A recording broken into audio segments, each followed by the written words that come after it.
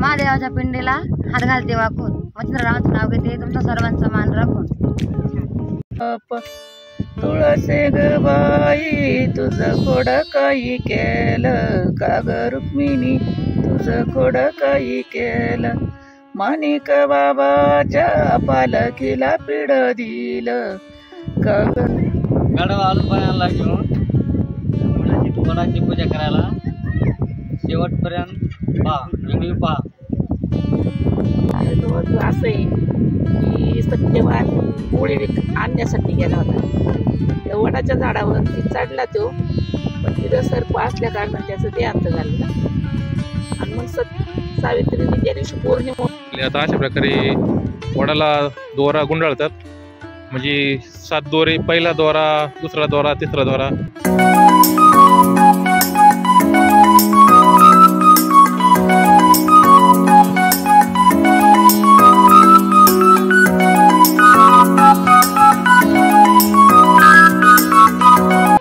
स्वागत आहे पुन्हा एकदा नवीन एक व्हिडिओमध्ये. आज आपण लागलो आपल्या सापलिंग बाबा गडावर पाठीमागे दिसायचे वडाचं झाड. आज आहे वड सावित्री पुनव. आज वड सावित्री पुनव निमित्त आपल्या घरच्या महिला वडाची पूजा करण्यासाठी आपल्या सापलिंग बाबा मंदिरात आले.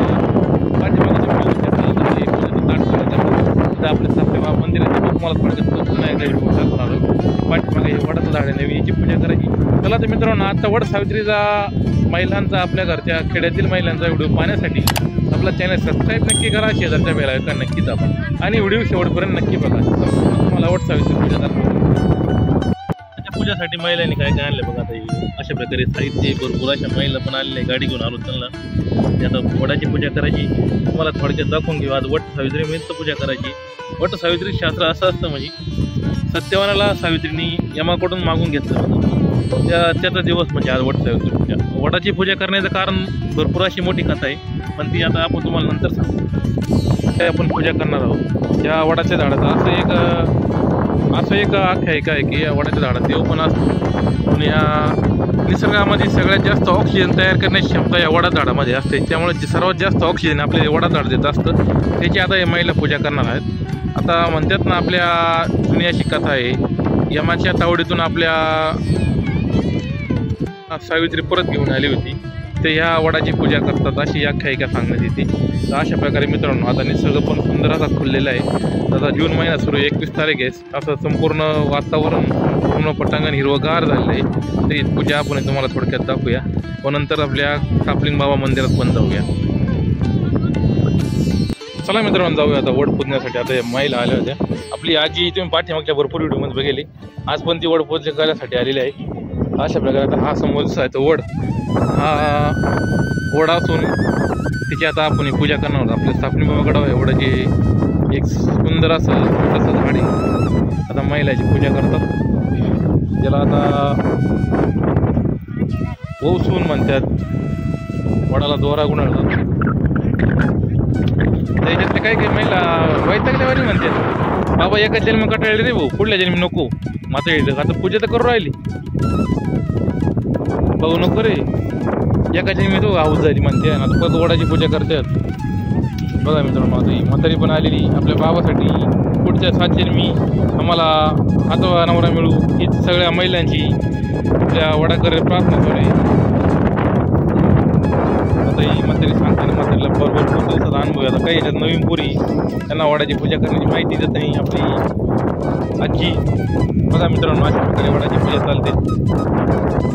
खेड्यातील आपल्या महिलांची पूजा. तर मित्रांनो, तुम्हाला शहराकडे अशी बाहेर मिळत नाही.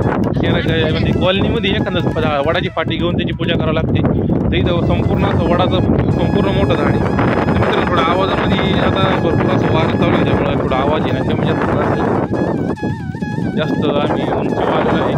सापलिंग बाबा गडावर त्यानंतर त्याचा आवाज थोडा कमी जास्त होतो. अशा प्रकारे वडाची पूजा करतात. जास्वंदीची फुलं, आंबा, शेंगदाणे, साखर, पूजेसाठी लागणारं साहित्य, अगरबत्ती. अशा प्रकारे महिला आंबा वाहते.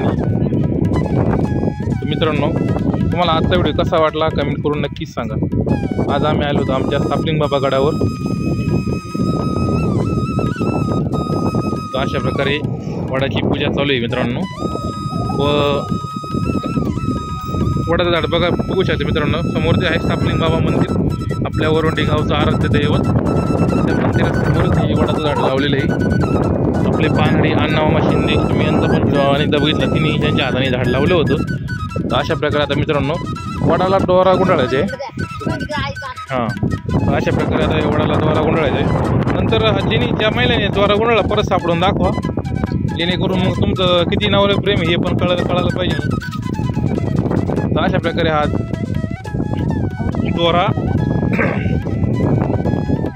दोरा गुंडाळण्याचं काम चालू आहे वडाला.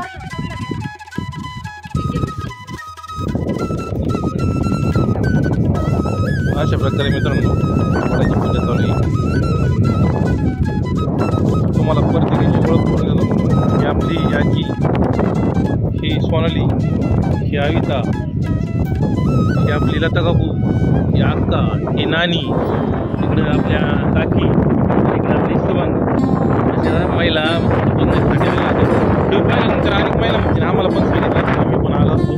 पण आपल्या ज्या वेळी आपण आपल्या वेळेत त्या काढण्यासाठी आलो होतो गाडी घेऊन महिलांना. आज आमच्या संघ आणि आपल्या गीताच्या पण आले होते. अशा प्रकारे आता सुंदर असं वातावरण, त्या वातावरणात देवाची पूजा करताना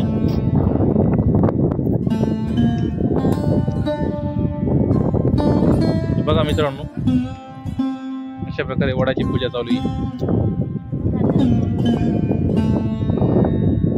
आपल्या सगळ्यात म्हातारी आजी, आजीला आपण वटपौर्णिमेचं महत्व विचारून घेऊया. तर आजी, वटपौर्णिमेचं महत्व काय असतं रे?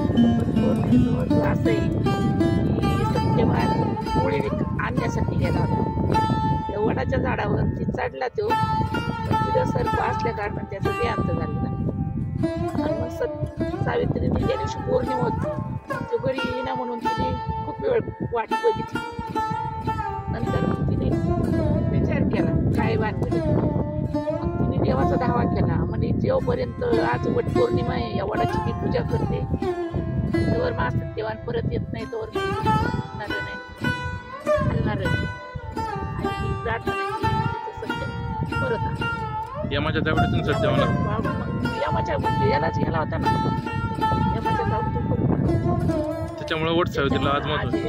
सर्व महिलांनी मिळून वट सावित्री याचा अर्थ असा आहे की सर्व महिलांनी आपल्या नवऱ्याचं आयुष्य वाढावं, 7 जन्मी हात नवरा मिळावं हीच प्रार्थना करावी.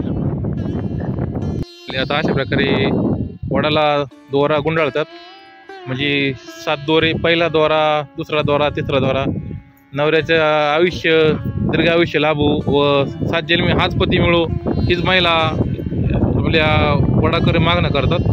मित्रांनो, अशा प्रकारे वडाला दोरा गुंडाळण्याचं काम चालू आहे. तर आमच्या घरातीलच सर्व महिला आहे, सर्व महिला आता वडाला आल्या होत्या. तर आपली वट सावित्री पुन्हा साजरी केली आहे. अशा प्रकारे नटून ठटून आल्या होत्या आमच्या आजीबाईन, त्या सुंदर असे मेकअप करून देवाला अशा प्रकारे वडाला आपल्या आजीने सांगितल्याप्रमाणे असे 7 गरके मारायचे वडाला. अशा प्रकारे पूजा केली. 7 जन्मी हाच पती मिळू. एखादं येळेस वयात गेले होते काही बाय याच्यात, आता म्हणीस हाच पती मिळू दे मला. घरी गेले म्हणते, भाऊ तुला कटाळली मी.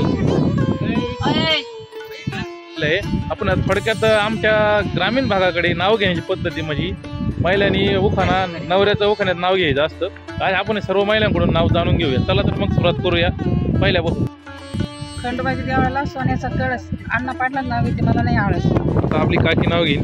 उभी होते अंगणात, नजर आकाशात, गोवर्धन पाटलांचं नाव भारताचं नकाशात. आपली शुभांगी नाव घेईन. वडाचं झाड पुढे आले, आपली नानी नाव घेईन. आपली सोनाली नाव घेईन.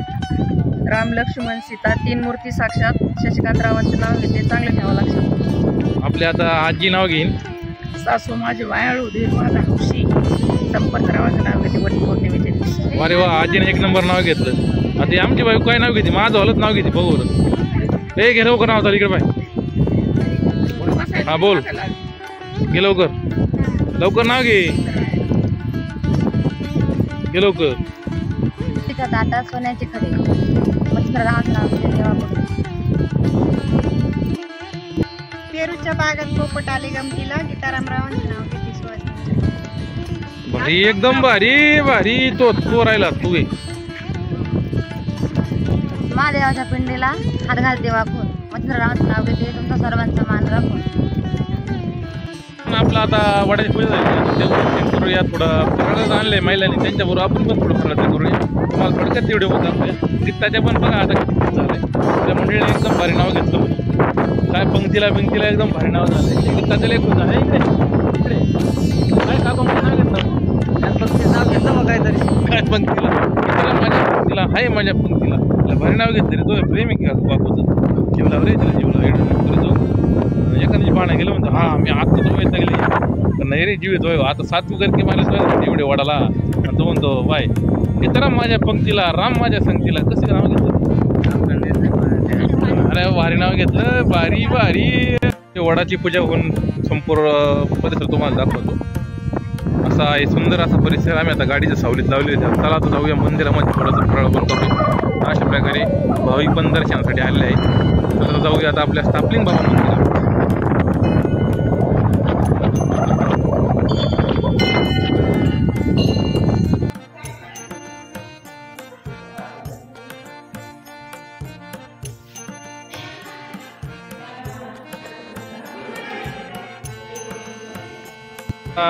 वड सावित्रीची पूजा करून आता महिला उपवासाचा फराळ करताना आता हे अशा प्रकारे सर्वांनी डबेवर आणले ते मंदिरात फराळाचा आस्वाद घेताना.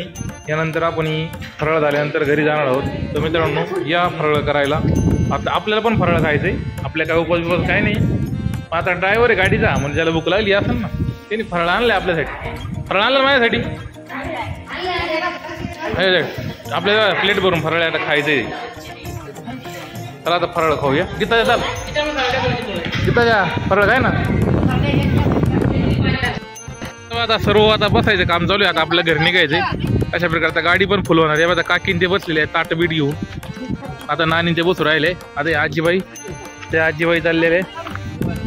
आता गाडी गीताच्या गाडी तू घेणार आहे का, काय गीताच्या गाडी तू घेणार आहे. तू काय आणला मंडळी भोळी बाई चपलं राहिली. मित्रांनो आपण आता छोटंसं एक जुन्या पद्धतीचं गावरान गाणं आपण आजीकडून ऐकणं. तर आजी एक गाणं थोडंसं ऐकून दाखव आम्हाला.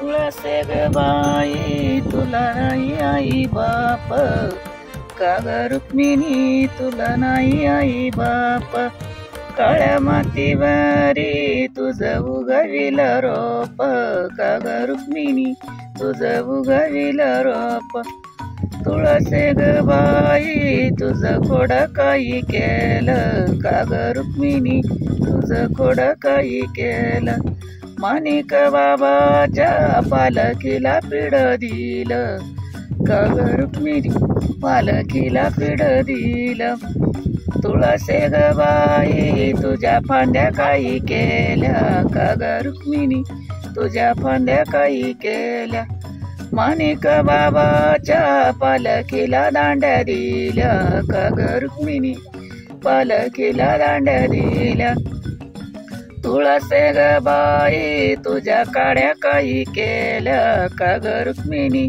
तुझ्या काड्या काही केल्या, माणिक बाबाच्या पालखीला शिड्या दिल्या, का ग रुक्मिणी पालखीला शिड्या दिल्या, तुळसे ग बाई तुझे मंजूळ काही केले, का ग रुक्मिणी तुझे मंजूळ काही केले, माणिक बाबाच्या पालखीला वाया दिले, का ग रुक्मिणी पालखीला वाया दिले, तुळसे ग बाई तुझा पाला काही केला, का ग रुक्मिणी तुझा पाला काही केला, माणिक बाबाच्या पालखीला रंग दिला, का ग रुक्मिणी पालखीला रंग दिला, तुळसे ग बाई तुझा शेंडा काही केला, का ग रुक्मिणी तुझा शेंडा काही केला, माणिक बाबाच्या पालखीला झेंडा दिला, का ग रुक्मिणी पालखीला झेंडा दिला. ताई आपल्या माणिक बाबाच्यावर सुंदर असं गाणं रचलेलं आहे, तुळशी माईचं गाणं माणिक बाबावर. आपली आजी जनाबाई वरपे, तुम्ही यांचा अनेकदा व्हिडिओ बघितलाय, ते अतिशय सुंदर तिनं गाणं म्हणून दाखवलंय. तुम्हाला कसं वाटलं ते पण एक आवर्जून नक्की सांगा. होय काय इथं भावय. चला तर मित्रांनो, आता आपलं वट सावित्री पुन्हा साजरी केलेली आहे. आता अशा प्रकारे तुम्हाला घरी चाललेले. आता तुम्हाला आजचा व्हिडिओ कसा वाटला एक कमेंट करून नक्कीच सांगा. असेच नवीन व्हिडिओ पाहण्यासाठी आपला चॅनल सबस्क्राईब नक्की करा, शेजारच्या बेल आयकॉन नक्की दाबा. भेटूया पुन्हा एकदा अशा बनवून. तोपर्यंत जय महाराष्ट्र, जय जवान, जय किसान.